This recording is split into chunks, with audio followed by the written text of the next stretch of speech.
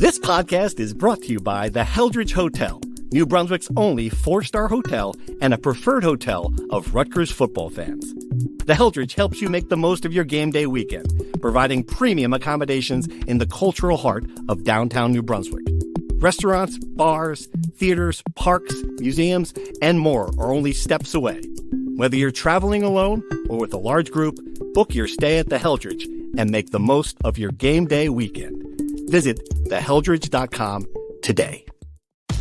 Behind those cozy nights at home, thousands of employees at BP go to work every day. People producing more U.S. natural gas. People building grid-scale solar capacity. People turning landfill waste gas into pipeline-quality renewable natural gas. And people delivering all of that power where it's needed. They're part of the more than 300,000 jobs BP supports across the country. Learn more at bp.com/investing in America. From NJ.com and the Star Ledger, welcome to the Rutgers Rant, your one-stop podcast for the Scarlet Knights, with your hosts Steve Politti and Rutgers insiders Brian Fonseca and Pat Lenny. Let's start shopping. All right, everybody, welcome back to the Rutgers Rant. Hope you had a lovely Thanksgiving. We did. We were busy. A lot of going on. Couple of time zones, East Lansing, Las Vegas. How'd you do, Brian? What was the final tally? I don't want to know. Or should we not say? Did you rally at least at the end here in Las Vegas? So what I would call it is sort of the Ace Bailey experience of Las Vegas, where I had some really, really high highs, some very low lows, and I would rather not explain which side of the roller coaster I landed on. I am just thankful. Talking about Thanksgiving, I am thankful I am back home in New Jersey, and I still have all my articles of clothing, and my kneecaps are still intact. I love it. You weren't the only one that came home with losses from Las Vegas. We'll talk about the basketball team unable to finish a couple of big games out there. I think we should talk about football because obviously the season finale, a big victory over Michigan State. And I got to tell you, and this is funny. I was thinking about how to put this season in perspective now that they're 7-5, regular season over, waiting for the bowl selection. And I think in sports, and I do this for, sports opinion for a living, so I've got a perspective on this. We have a hard time handling the gray area. Like, it's much easier when it's black and white. Like the Giants, everyone should get fired. They suck. It's very easy to do an opinion on that. The Chiefs, look at that, 11-1. They're the best team in the history of football. It's great. It's easy. This Rutgers season is fascinating because if you want to sit here and tell me you think it's a complete, utter disaster and they should have done better than this and they've wasted this opportunity, the schedule was too easy and they blew these couple games, I'm listening.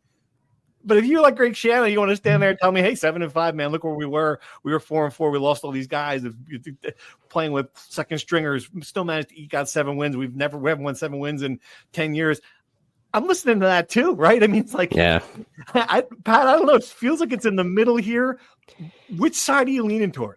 I think when they were on the 4-game losing streak, and it seemed so grim that it makes me view this season with the glass half full, that they were able to salvage the season, get to a bowl, finish strong and bounce back again after that Illinois loss, which again could have derailed the season, but they didn't. They came out and played its best game. So I lean towards the glass half full approach, and that they really salvaged the season, not once, but twice, in my opinion. I'm glad you took that side, Pat, because I feel very strongly about the other side. I would not say it's exactly black and white, but I'll say this. Obviously, the injuries played a part in this, right? And it's tough to ignore that. I think that, Politti, you nailed it on the head. With your column after the game, people are going to spend the rest of their lives wondering, what if with this season? Here are the numbers that are going to just make your head spin and make you want to bash your head against the wall. The combined record for the 12 teams Rutgers played this season was 67-77. Rutgers played 2 teams with a winning record, and they beat one of them, and they were one bad coaching decision away from beating the other and going to the Citrus Bowl. The strength of schedule they finished with 73rd nationally. That is one spot ahead of the University of Massachusetts. That is ahead of only 3 Power 5 teams, UNC, your Tar Heels, and SMU. Make that 2. I apologize. The closest Big Ten team was Indiana, 65th, and Oregon, the Big Ten champions. Purdue, the worst team in the Big Ten since maybe the 2016 Rutgers Scarlet Knights, had the 6th hardest schedule in the country, and then they fired their head coach. So it could be worse. To go back to the combined record thing, they played 4 teams with a 500 record. They played 6 teams with a losing record. 6. Half their schedule had a losing record. You think about the way they lost these games. The time out of Illinois. You lost by 7 points to what turned out to be a not good, maybe even bad Nebraska team. Completely no-showed and got demolished by the worst Wisconsin team in 20 years. The worst. The only Wisconsin team that did not sniff the top 25 since the year I was born. Since I've been alive, they've been in the AP top 25 every year. This is the first time. And I'm not old. I'm not exactly young. And they were shredded by a UCLA team that is at best mediocre. 2 of their 5 wins are against Fresno State and Hawaii. So I got a little bit more. This was supposed to be the greatest season in program history. Or I shouldn't say that. One of the greatest seasons in program history. Everything was in front of them. They will probably not have this much experience and this much talent together for a while, right? Unless, Bernard Marcus's family trust, may he rest in peace, decides to dump billions of dollars into Rutgers the way Larry Ellison, or maybe one of these billionaires will marry a huge Rutgers fan like Larry Ellison, who married a huge Michigan fan, is deciding to dump $12 million on the number 1 quarterback in the country to make his wife happy. Unless that happens, I don't think this will happen again. So again, and they have the easiest schedule they will ever have. They will never have an easier schedule in the Big Ten ever. That is true. They went 7-5.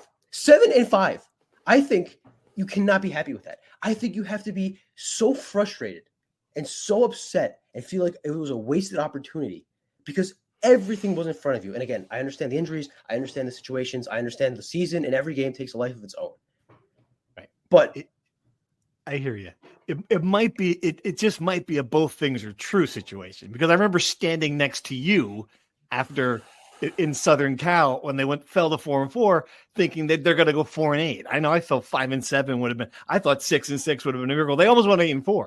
I mean, I guess I come back to that. And the one thing I will say, Pat, about the injuries, and maybe this is the one area where I feel myself aligning with the Brian side of this more than the Lanny side of this, is simply that this team didn't get the players back. And they still won games late in the year. It wasn't like all these guys suddenly, now they're healthy again, and now they're this juggernaut. No, they lost more players. They lost Alex Lewis. They lost more guys at the end of the year. They still managed to beat these teams, bad teams, late in the year, where, again, middle of the season, the no-shows, and it wasn't just that they lost to UCLA. It was the homecoming, the way they got absolutely obliterated. The defense was unprepared. I will say that is the one thing I will. I don't know if you can make an argument to the other side of that one, the fact that the injuries never got better. Never got better. You're absolutely right. It was almost, I can't, Greg Schiano says he's never encountered a situation like this in all of his years of coaching. I'll take his word on that. I can't think of any situation that I've ever encountered where all these, it was week after week, new guy after new guy. And even the guys that were playing, like Tyrone Powell was going through multiple injuries. Kyle Monungai fought through injuries, right? Like all these key guys that were even on the field were still banged up. I think the injury thing was a huge deal. It just showed that these guys stuck together to me, like being around them and just hearing them talk, and like the character of the team came out. And that's what Greg Schiano was talking about in that final post-game press conference after Michigan State. Like he was so thankful for these guys for giving it their all and staying in there. And that's like the gray area of this situation is that they could have quit twice and they didn't. I think that speaks more than whatever the schedule was. Like that's what you're going to remember about this season in my eyes. Like that's what sports is all about. Like the good part of it. So the second time they shouldn't have had that. they shouldn't have faced that second time the opportunity to quit. That's the one thing about that. That one's self-inflicted. When you shoot yourself in the foot and you limp into the emergency room, that's not necessarily courageous. I get it. It's not the player's fault that happened. But yeah, I mean, to lean toward the Fonseca side of that argument, Brian, I mean, yeah, that part of it, it's hard to. So there's a lot I want to go off here, right? Like, I do want to give credit to the team in that I wasn't able to do a film review. I just didn't have time, right? But I did watch some of the game and the highlights, and I wrote, if I was going to write a film review, my lead would have been that the motivation gap on paper was this big, right? Like, Michigan State had so much more reason to play hard.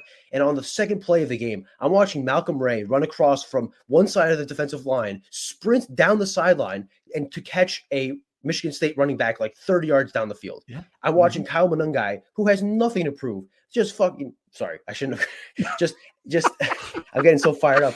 Just barrel through guys and like, you know, push a pile of 10 defenders down, 3 yards down the field. Like, he has no reason to, especially how banged up he's been this year, to do all that. And he's still doing it, and he's becoming officially the second most prolific running back in the history of the program and cementing his legacy. Like, that to me was very impressive. And if I'm a Rutgers fan, I'm very encouraged that, the culture, you can talk about it all you want. That to me is a perfect example of like, this team had nothing to do, and they went out and just kicked another Big Ten team that had to win, just kicked their ass. They just beat the brakes off of Michigan State.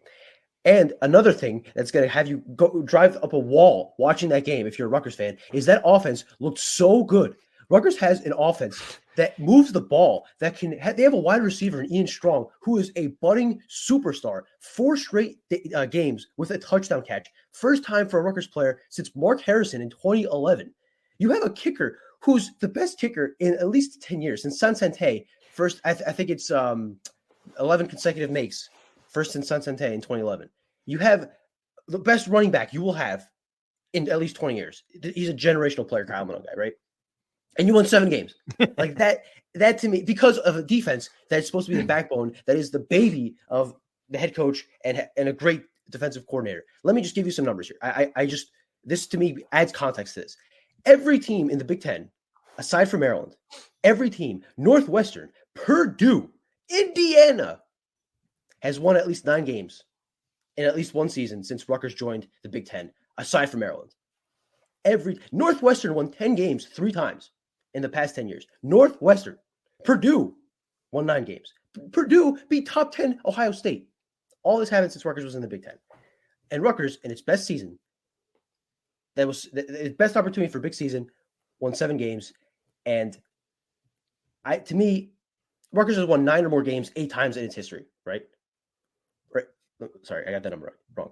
They've won 9 or more games 8 times in 155 years of college football, right? Right. Yeah. 4 of those were under Greg Schiano. Right. They don't get these opportunities very often. And I just keep going back to, this was as good of an opportunity as there was. And I see a lot of people, and I see the fair arguments we have here on this podcast, at 7-5, all things considered, is good. I just think there should be at least a little bit of, I don't know if it's demand or upset or whatever it is, feelings that there should have been more. Yeah, I certainly, absolutely, I agree 100%, I guess. But you also made the point for us, if you're taking the other side of this, when you describe the 155-year history of Rutgers. How can you be angry about a season at 7-5 when you've been 2-10? I sat there in 2016 and 2017. I watched some of these teams, like, again, and no one wants to hear this, and I get it. And believe me, so I'll whisper it, right? Right. The 2 words that no one wants to hear in this podcast. It's Rutgers. And I get it. Like, people flip out. Well, why can't we be? But you haven't been. That's what I mean. I get it. You can be. Maybe someday you will be. But right now, I just don't think you can be piping mad about 7-5. If you're Rutgers, you can be disappointed. But you've been. That's it. You can be disappointed. You can be frustrated. You can kick the dog if you want. But if you're mad about it, I mean, my dog's very sturdy. He can take it. But if you're angry, I don't know what to tell you. I mean, this program sucked. Talk about, well, I've been 9 wins. You didn't get 9 wins in the entire Chris Ash time he was here. You get 9 wins in a year. I don't know. I just think you need to keep that in perspective a little bit. And yeah, and you mentioned the offense, and I think, Pat, that's the one thing, like, if I am feeling good about where this is headed now, that's it. That's like and that was, to me, the biggest thing. They haven't been watchable. Forget they haven't win game. They haven't been watchable in 7 years. We've sat there and just, game after game, when you're like, they go to Iowa, I'm like, well, there's no chance. In some of these games, there's just they can't win this game. They can't get a first down against some of these teams. Now, suddenly, alas, all right, that gives you hope. That gives you hope that every game will be competitive. And that's where the bar was when Greg Shannon started. Let's not forget that. It's just like, holy crap, let's bring this guy back in the hopes that Rutgers doesn't just embarrass itself every weekend on national television. Like, to get to the point again. They're at that point. They're at that point, at least. I'm glad you remembered that, because if you go back to our summer podcast and when we're previewing this season, what were we talking about over and over again? The defense is here. The offense is here. Can we get the offense to be average? And this team will go take a step forward if that happens. That clearly happened this season. And the offense wasn't just average by the end of the year. It was operating at a high level because the quarterback play from Ethan Kaliakmanis was significantly better. And the receivers have just developed into, like you said before, like budding, legitimate threats in this conference. So that was a huge step forward. And that in itself, the defense was up and down all season long. Injuries, bad play, some good performances. That was the unsteadiness of the season. That's the difference between 7-5 and or 8-9 wins is the defense. So if you look back on how we were grading this season in August, it's I think you got to consider that aspect. They improved the thing that they had to improve the most. And that, I think, is a step forward. I would just say very quickly, I wouldn't say people should be piping mad. I think they should be the quiet simmering that many men in this country have the whole life, where they don't really say anything, but deep down inside, they just have this constant hum of like unsatisfaction and being upset. I think that's how they should feel about Rutgers football. And because just because they've sucked for a long time does not mean they have to suck forever. Indiana has the most losses in the history of college football, and they are going to play in the freaking college football playoff. I don't want to hear about NIL. I don't want to hear about any of that stuff. Indiana is going to play in the college football playoff. Okay.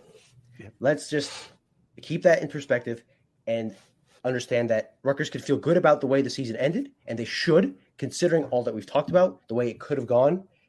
I still think we are at the point with all sports programs, and we can talk about this later with basketball, where the kind of, nervous fan syndrome of saying, oh my God, we can be 1-11 again. Oh my God, things can get so much worse. We're beyond that. Rutgers is at a point at a program where they should aspire to not suck anymore. The bar has long gone beyond that. They should now aspire to be good, to have winning seasons, to win games.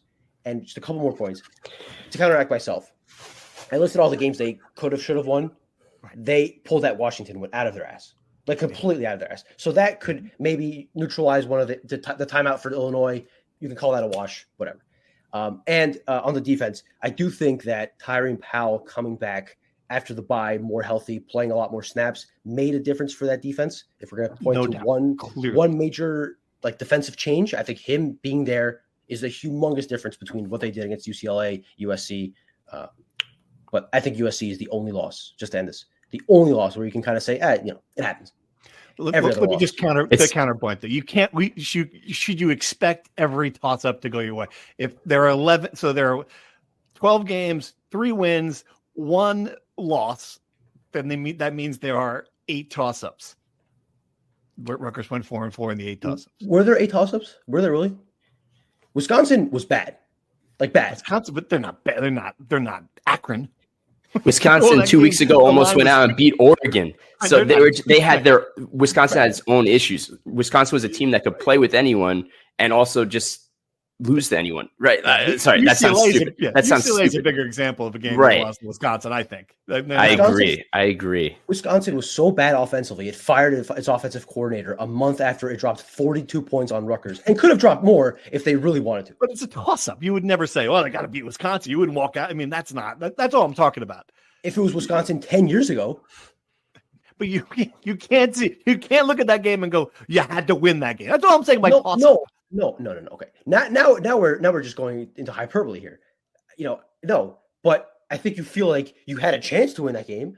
You maybe, I don't know if you of course you did. Absolutely. That's what a shoulda win. A game you can win. There are 8. Let's maybe put it that way. There are 3 games you must win. 1 game you're not going to win. There are 8 games you can win. I do think it's unrealistic to say Rutgers would win all 8. Certainly 4-4. Maybe that's not a good high enough bar to clear. 6-2 would have gotten you to your 9-win season. Yeah, that's the right. They won every toss-up game last year. Literally every single one. Yeah, they made a bowl game last year off of a toss-up games. Right. And we understood that entering the season. Good teams win toss-up games. Is Rutgers a good to great team this year? Probably not. But I think, again, with the context of this was going to be their best team. Again, and to Pat's point, the offense was even better than we could have expected. That's true. Yeah. By leaps and bounds, it was better. Ethan was better to me than I expected. The wide receivers were better. Dave Brock and John Perry deserve a huge pat on the back that we've been getting Pat Flaherty a lot of credit, as we should. Those 2 guys have been doing a remarkable job with that wide receiver room, not only bringing in talent, but developing it in Ian Strong and KJ Duff. Right. Yep. Everything Ian Strong developed during the season. That's an important thing to remember too. He wasn't the same. He was a better player at the end of the season than he was at the beginning of the season. Let's keep that in mind. He was very good at the beginning of the season, but he was a different player as the season went on. Yep. No doubt. Sure. No doubt.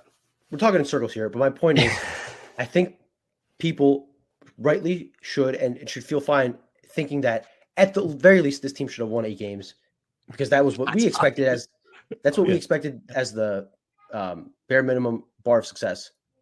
Right. And I think 9 wins was right there. It's right there. All right. So 7 wins is going to get you to a bowl. I was thinking about this, and we don't know what bowl it is, and we think we probably the Rate Bowl. But does it? We're debating. Oh, they might be able to get to Charlotte, or does it really matter? I guess is the question I have. After getting email after email after email, that has been weighing on me a lot. Right? People do care. Like Music City is that big a deal over no. Rate? People say that all of these games, they're the same. It's a mediocre bowl, and there really is no differentiating them. But I do see a difference when you get to the bottom, right? If you're in the game above Sports Bowl, the old Quick Lane Bowl in Detroit, you're playing a game against the MAC, right? Yeah, that's a big difference than playing an SEC team in the Music City Bowl. So I think there's definitely some level of differentiating this, but at the end of the day, I am starting to see that this, if you're not going to make the college football playoff, I don't know. It is what it is. It's a consolation prize. There are tiers, right? Like there are, the bottom tier is Detroit and Rate. Those are the 2 games you don't want to play. They're the day after Christmas. Rutgers fans are not going to want to travel and just really, again, the opponent is not going to be great, right? Like I see a lot of Texas Tech for Rutgers in the Rate Bowl. Like that's a fun matchup, I guess, in on paper, but are people really going to be tuning in at 3:00 on December 26th to watch that game? I don't know. But if you go beyond that tier, I think that it's worth it, right? You're playing in Nashville, you're playing in Charlotte, a game that people are going to tune in just to see if Greg Schiano is going to get Mayo dumped on his head. You're playing in, the Citrus Bowl against a really good team. Like the Citrus Bowl to me would be worth it because you're playing. That's the one. Yeah, right. Playing Alabama in the Citrus Bowl is certainly different than playing Texas Tech or TCU or what the hell it is in Phoenix. Yeah, I guess my point being, it's not like the old days. Yeah, it's not like the old days where in 2006 they were one catch away from being in the Rose Bowl. Instead, they went to the Texas Bowl, not the Rose Bowl, Orange Bowl. Instead, they went to the Texas Bowl. That to me, those were tiers. That's when bowls. That's a huge drop off. Yeah. Now it's like either you're in the playoff or you're in it, or you're not. I guess that's the way I kind of look at it to the most degree. And I didn't think it would be this way. Honestly, I thought there was still there's a place for, the fun part of the bowl season. It's quirky. It's, I'll watch anybody over Chris. I watch anything, put any game on and just to sit there for an hour. And I still will watch a lot of bowl games. I guess from the program perspective, Pat, do you think, is it that big a deal that they're going to be at the Rate as opposed to the Charlotte? No. They care? No, I don't think the program cares at all.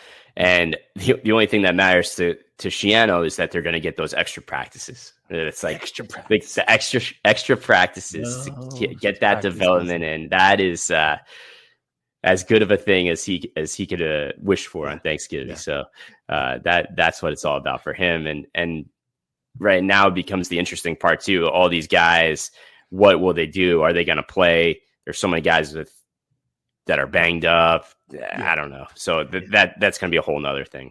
I hope, and this is funny, I hope Kyle Monangai does not play. And for his own, he does nothing to prove. There's no need to be in that game.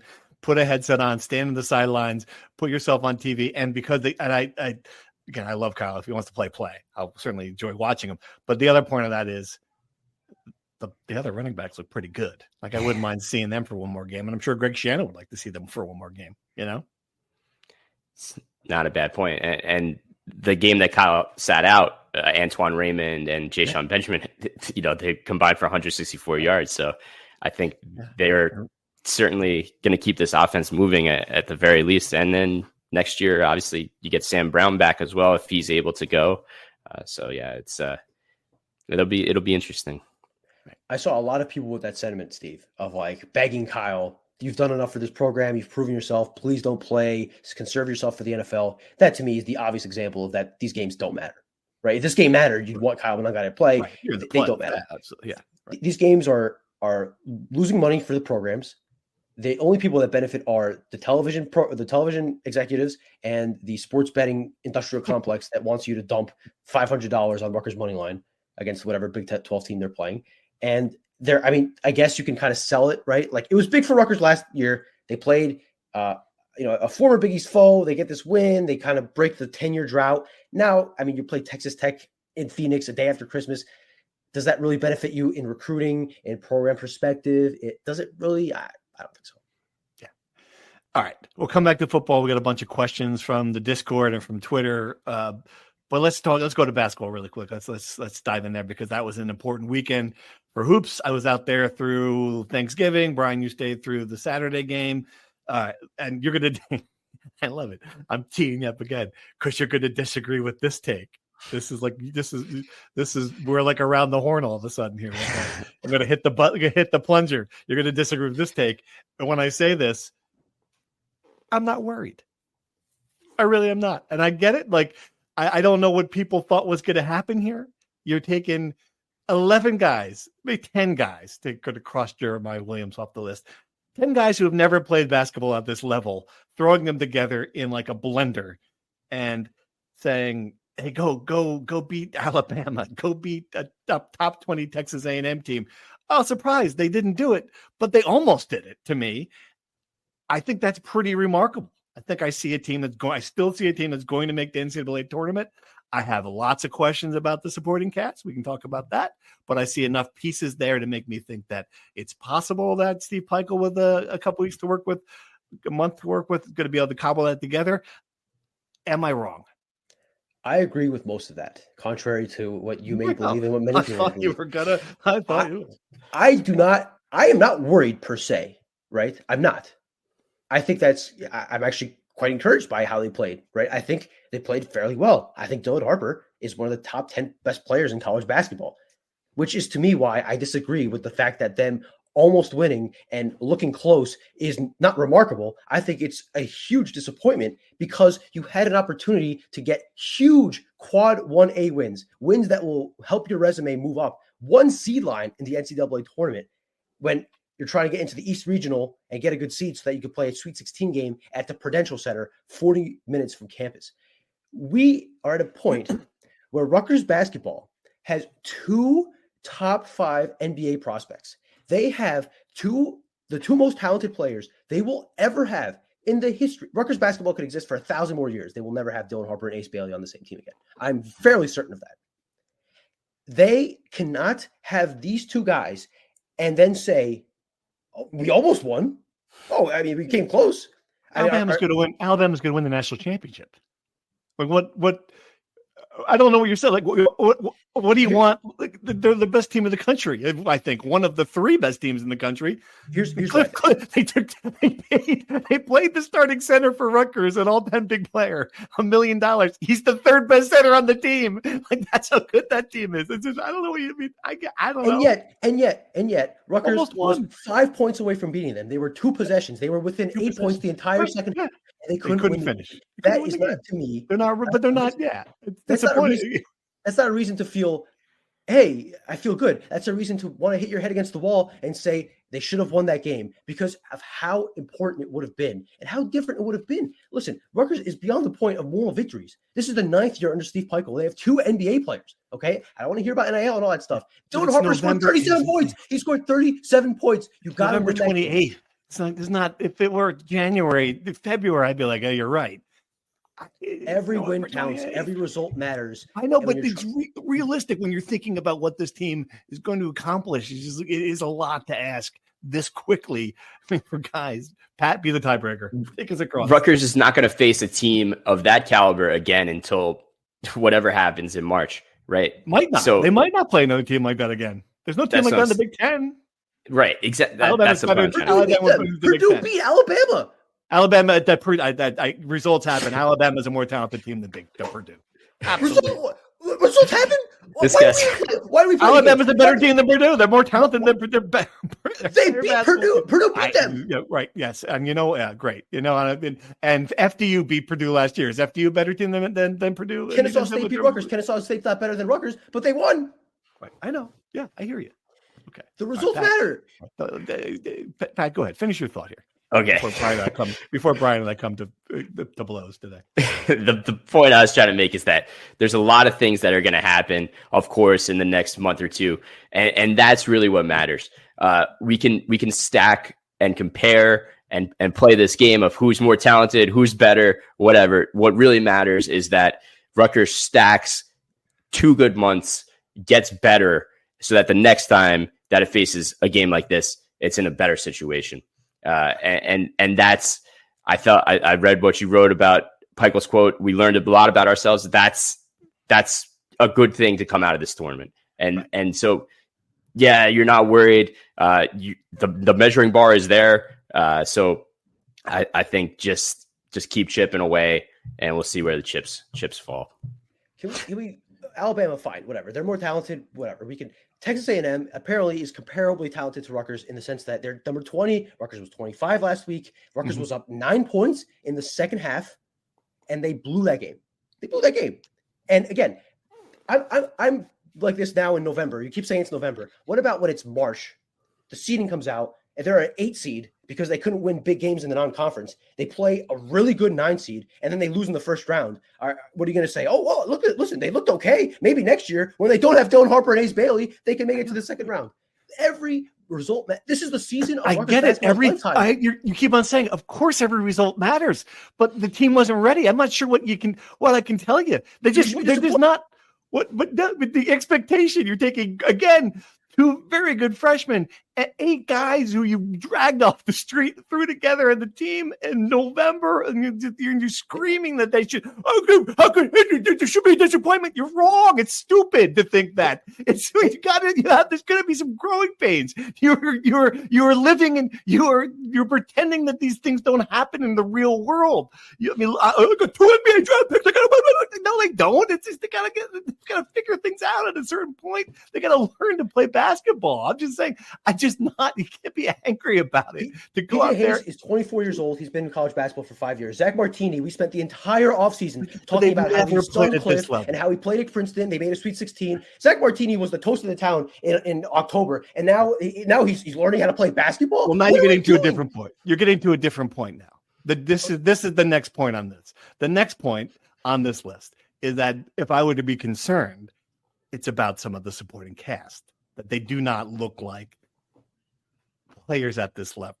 And we're not talking about, well, they weren't ready to play.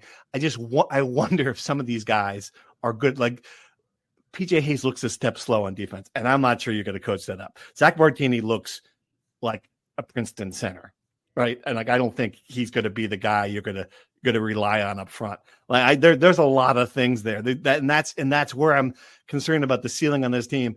I mean, Dylan Harper is brilliant. Ace Bailey's going to be just as good. I get all that, but some of these guys they kind of threw in here, and that's the one takeaway I came away with. I'm not sure you can coach up a lot of this, and that's if I'm worried about one thing, it's that. I'm concerned about the athleticism on the perimeter. against Texas A&M, they were just blowing past them and getting to the rim. I'm concerned about the depth at center being able to defend the rim, because once they got to the rim, there was almost zero resistance, and both of their top two centers fouled out. Yeah. I'm concerned about the three-point shooting. One, because the guys that are actually good at hitting them are not hitting them. They didn't this week. And the guys that shouldn't be taking threes are taking more threes than they should. So the distribution of threes is off. The good guys are not hitting the threes, and they're just not taking enough threes. I mean, they took 13 threes against Alabama and almost won. It's a miracle.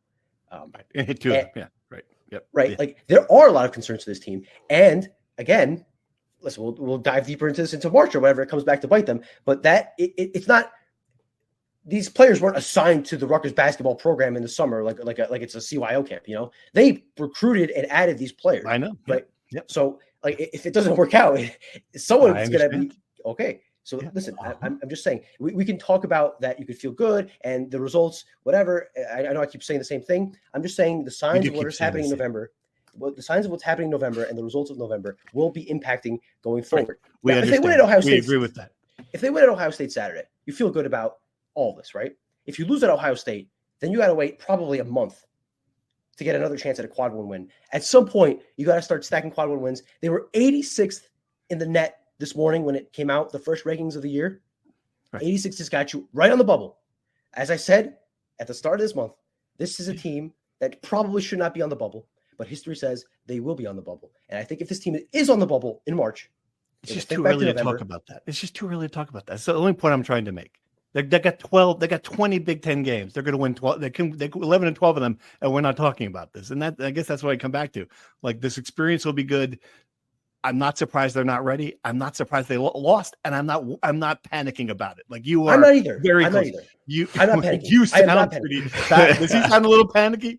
Okay, like you're worried about being a 4 seed. Like I don't think they're going to be a 4 seed. I think they're going to be in the 12. Like they're going to be in the 8-9 game, maybe. Okay, that's bad. They're get there, right? They should be in the 8-9 game. They should not be in the 8-9 game.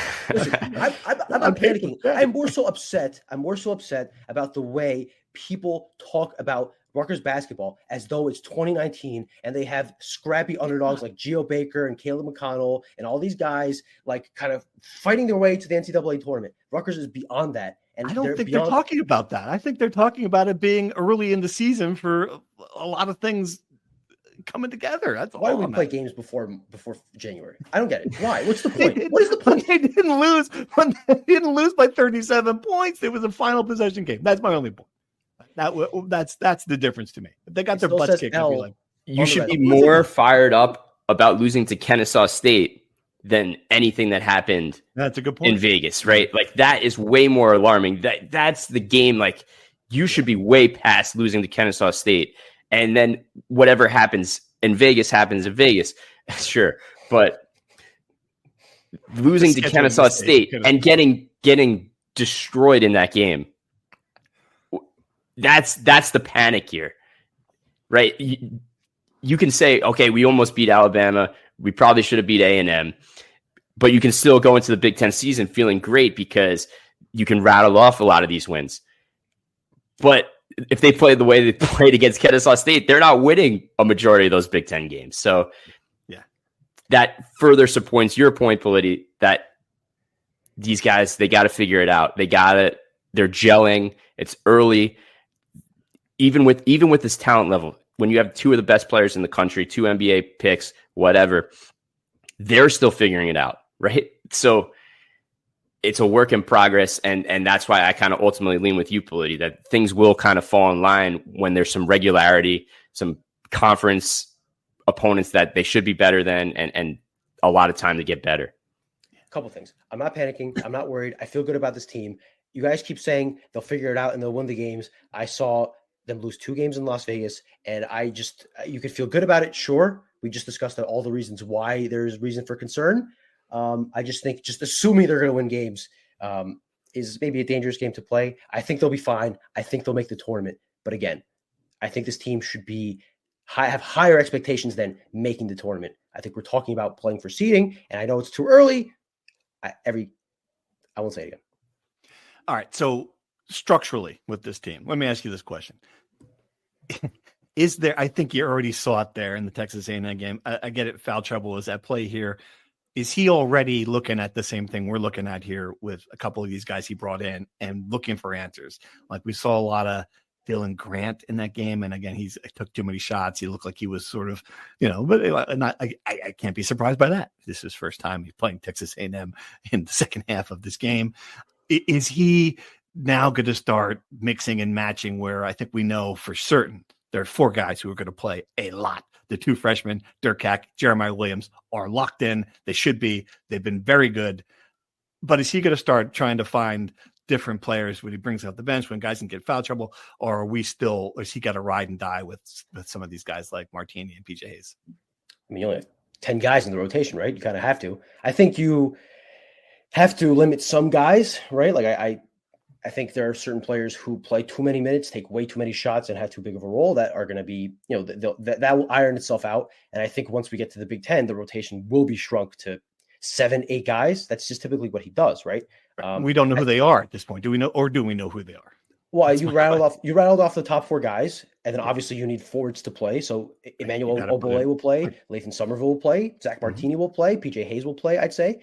And because you got to have someone on the floor who can hit a 3, right? Like Tyson Acuff will be the microwave first guy off the bench scorer. So I could see. So the top 7 would be the 4 guys you mentioned, the 2 centers, Obole and Somerville. Tyson Acuff, I think, is going to be a consistent figure as a guy as he keeps ramping up. And then you kind of mix and match Martini and Hayes and whoever else you think you could kind of figure in as a matchup dependent thing. Right. But I think that what they're learning is that, especially what we saw in Alabama and Texas A&M, Dylan Harper is the best player, most important player on this roster. You put the ball in his hands, he'll make things happen. And I think that's a big lesson from what they took from Alabama. There's nothing wrong with running the ball up the middle every play if you're getting 7 yards a pop. There's nothing wrong with that.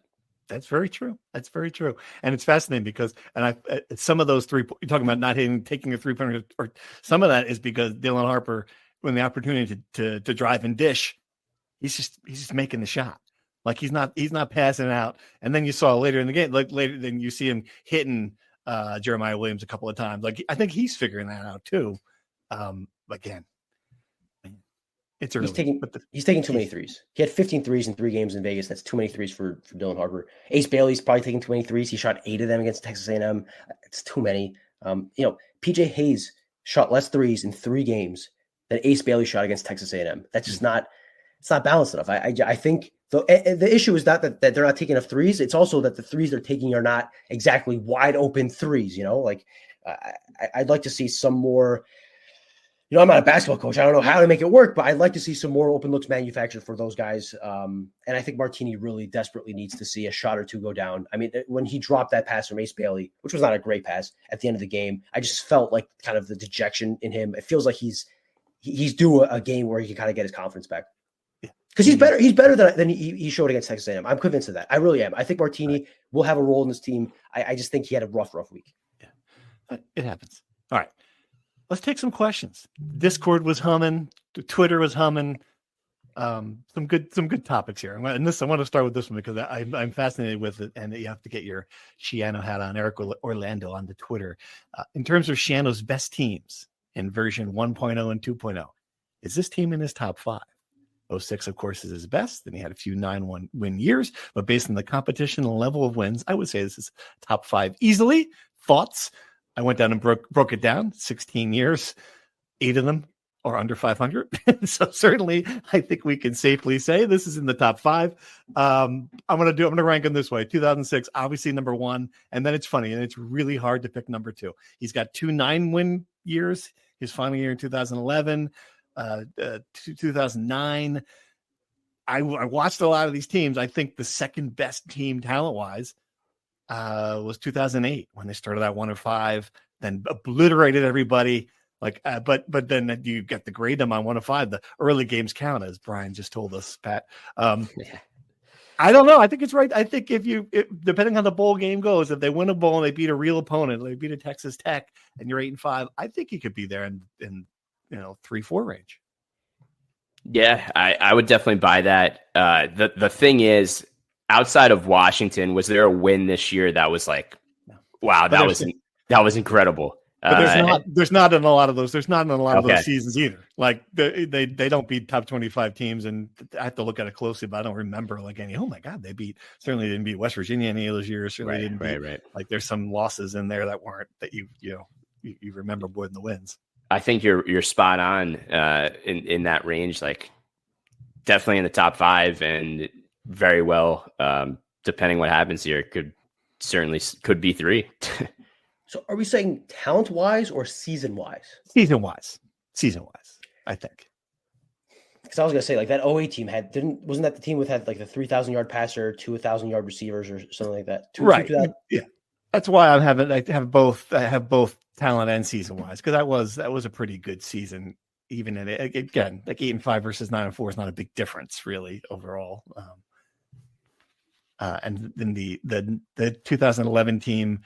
Yeah, it's tough. They are very similar. Those teams, talk about what ifs. There are some what ifs back then on some of these teams where you're just like, woof, man. Yeah,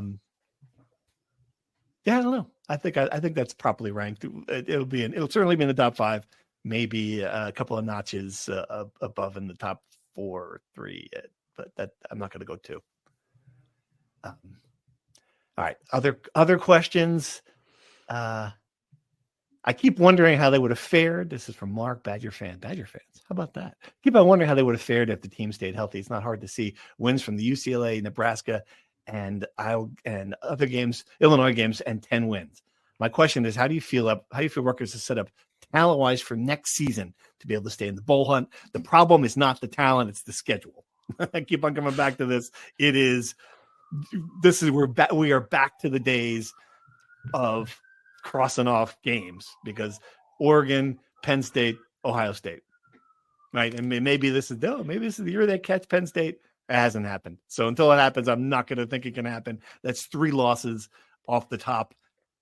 You're at Washington too, and Washington's be better. I mean, it's just so much a tougher schedule that would come back to this. Like this team could be better on the field and 6-6, right? It could be.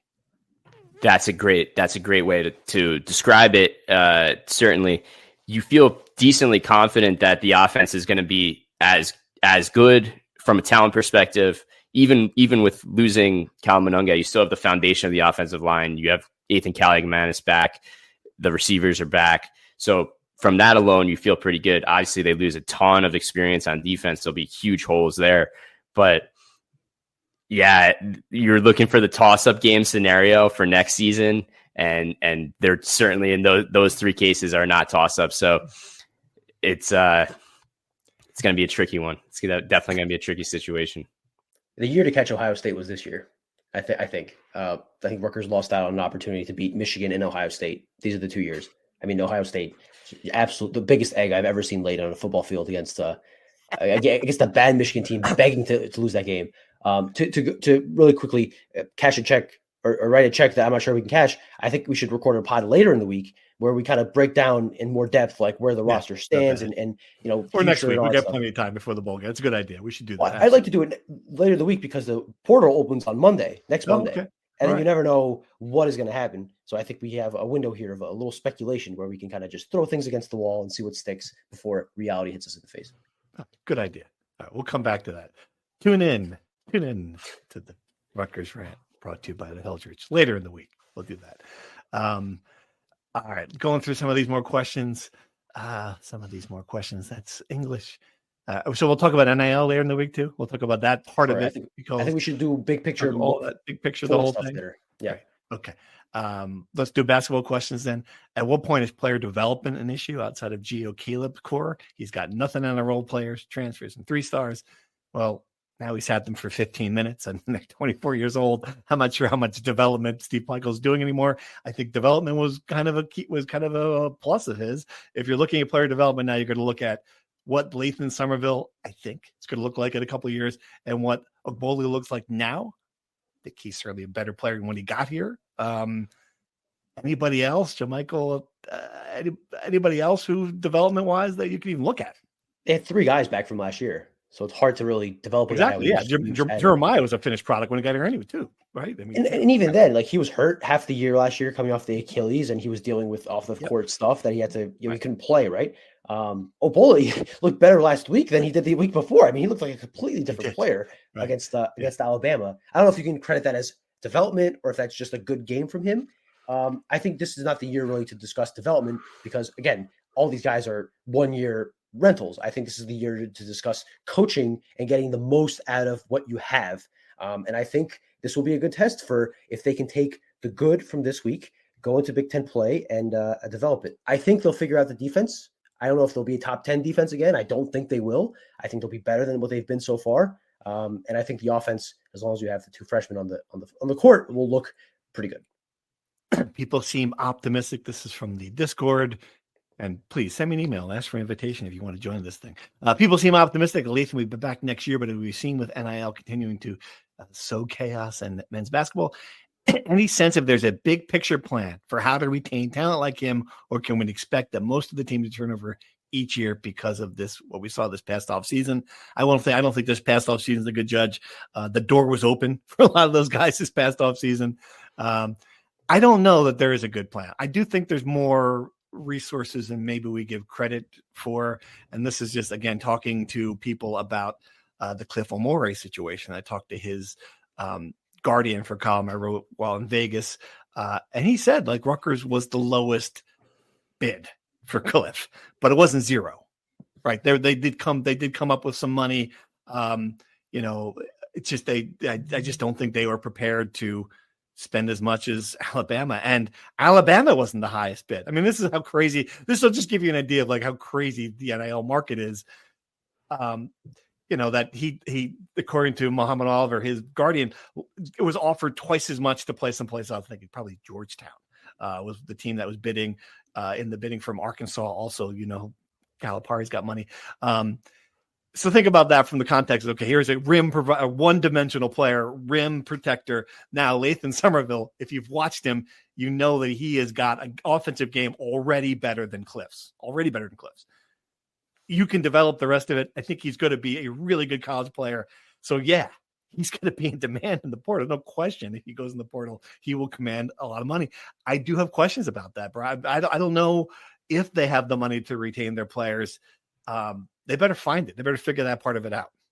I think revenue sharing will take care of that for the most part. I don't know but chaotic, especially, I don't know how much money they're going to get revenue sharing, how much of the pie football is going to give them. But to your point, they do have some money. They got Dylan Harper and Ace Bailey. And while I detailed all of their business exploits in a story last week, I don't think they came here for free. I think thinking that is a bit naive. I don't know that for a fact. I think it would be a bit naive to believe that. So there's some there. I don't know if that's a fountain they can keep going back to. I don't know if it was a one-time thing with those two guys, because I don't think Rutgers is going to be in the market for two of those guys, level of those guys again. I think they'll be fine. The issue, though, is that it's always easier for guys to rise their price by going into the portal, going into the market, and testing their value, right? And once you do that, it's very rare that guys come back in, right? So I think it's going to be a matter of what each individual wants to do. And I think that, not just to single out Somerville, I think a lot of guys, if they have productive seasons, the pull to go into the transfer portal will always be there. Right. Tell us about, you talk about that story for a minute. If people hadn't read it, I encourage you to do so. Dylan and Ace Inc.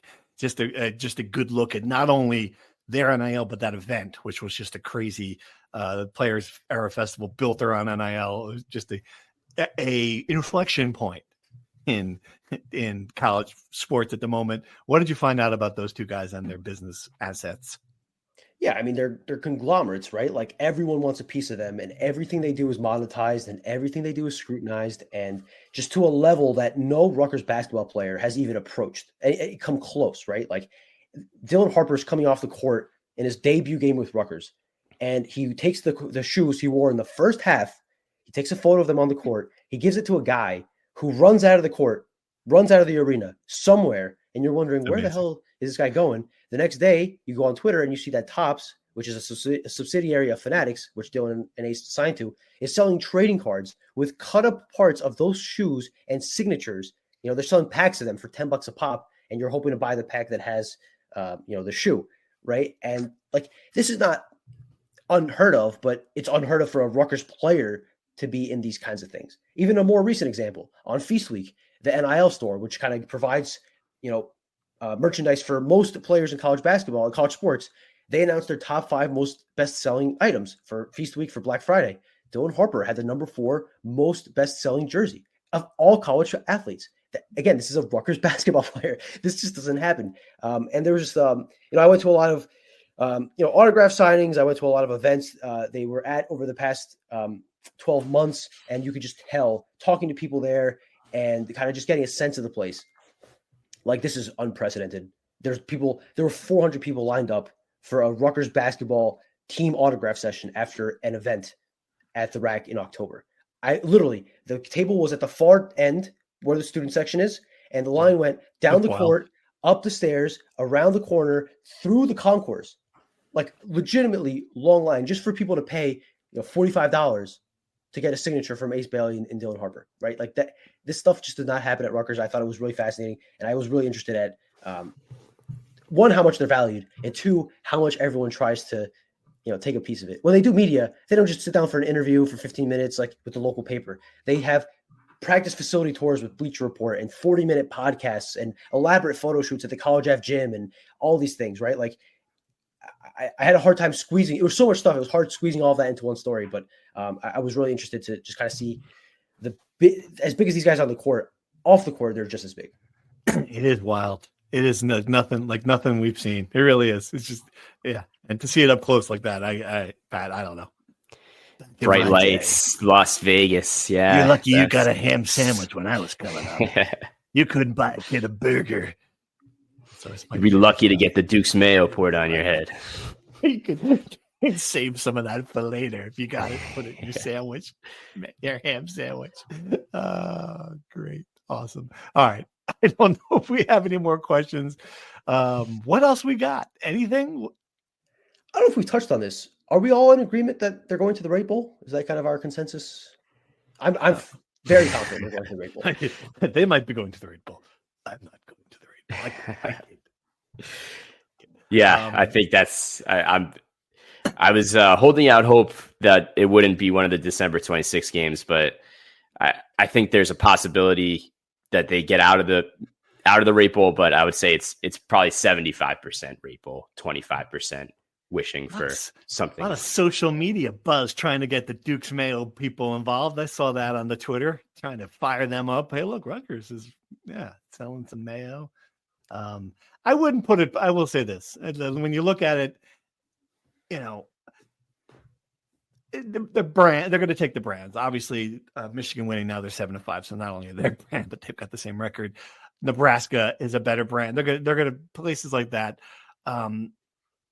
Yeah. So if you have a choice, between Minnesota and Rutgers. I don't know. Make a pretty strong case that you take the Scarlet Knights. I disagree. Why? Well, they beat them head to head. They beat them head to head, and they would travel just away. I think Minnesota's got some. They're not Wisconsin just because they're up in a state somewhere up there with lakes. I mean, doesn't mean they're. They travel better than Rutgers does. Do we know that they definitely travel better? Minnesota. I'm fairly certain they do. I don't know. I think they're just another. They're Illinois. They're not. They're closer to Illinois than they are to Wisconsin travel wise. I would say I looked at these resumes pretty in depth doing this bowl breakdowns and stuff. I mean, Minnesota, right? They beat USC when it was number 10. Beat Illinois. Their blip is Rutgers, right? That's like their throwaway game. That was the big disappointment. They pushed Penn State right to the wire. Like, I would say if you really looked at the total resume, Minnesota is probably better. Right. But Rutgers beat them. So results matter. Well, unfortunately, Pat, I think you're looking at this like the NCAA tournament and not the TV show pageantry. Exactly. In a world where results actually mattered in college football for the non-college football playoff bowls, I totally agree with you. In a world where the TV execs want to sell and get the juiciest matchup possible, I think Minnesota is the last time. Really? How? Here you go. The last 3 bowls. I'm going to give you the last 3 Minnesota bowls. You could blow this theory. Quick Lane Bowl. They're 5-7 winning streak. They were 5-7. They went to the Quick Lane Bowl because they were 5-7. Okay, they attracted 28,521 fans. Pinstripe Bowl, Bronx, 31,100. They played. Who'd they play? Syracuse. Well, Syracuse should have been the draw. 31,000. Guaranteed rate bowl. Here you go. West Virginia. 21,020. That's not great. Outback Bowl. So they're in Florida having a great year. They played Auburn. 45,000. Yeah. So yeah, there's not much of a holiday. Yeah, there's not much of a list here to support your theory about them travel. I don't see a lot of big numbers. Do you have numbers for Rutgers traveling? I mean, but this is, the I different. mean, I don't want to hear the pinstripe bowl yesterday. I don't want to hear pinstripe bowl last year. That's kind of cheating, obviously. Cheating. And yes, Pat, I think Minnesota as a brand is better than Rutgers. I mean, Rutgers, to anyone that isn't following the program closely, anyone outside of the tri-state area, they hear Rutgers, they think 2018, 1-11, not good at football. That's just kind of, to me, at least, like, I think that's the perception outside of those that know what's going on. I don't know. I just think when Rutgers is good, it's it's definitely an equal brand as Minnesota. No, put it this way: neither fan base is bringing anybody to Phoenix the day after Christmas. I think Good point. Minnesota, yes, we can agree on that. Rutgers, we can certainly agree on that. No one's. Charlotte, you can drive to Charlotte from up here on January 3rd. I think there's a chance some people will go to that game for Rutgers. You could fly. Don't they have a hub for American Airlines? Like there's like flights all over. You could fly too, but if you want to load up a van, it's probably like a 10-hour drive, 8, 9, 10 hours. I made the drive to Virginia Tech. I'm not driving to Charlotte. Yeah, good point. All right. Pat, wrestling? No, nothing. Wrestling, they face Lock Haven this week. Just should be a status quo kind of week, but nothing crazy there. Emotional game for Scott Goodale going against his alma mater, right? Yeah, yes. And he was just inducted into the Hall of Fame there. They're buttering him up. Yeah, exactly. All right, let's wrap it up there. Since you promised an episode for later in the week, we'll come back, dive into this roster deeply, preview the Ohio State basketball game, I guess, later in the week. And thanks for listening to us yell at each other. See you then. Thank you for listening to the Rutgers Rant. To participate in the conversation and receive live updates about the Scarlet Knights directly to your phone, sign up at NJ.com/insider.